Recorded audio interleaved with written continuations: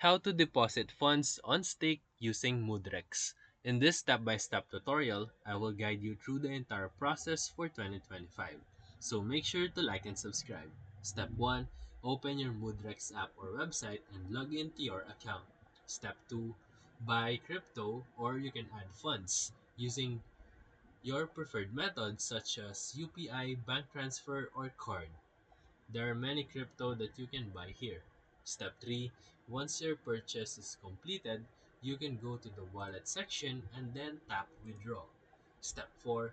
In a new tab, you can go to stake.com and then wallet and select the crypto that you purchased.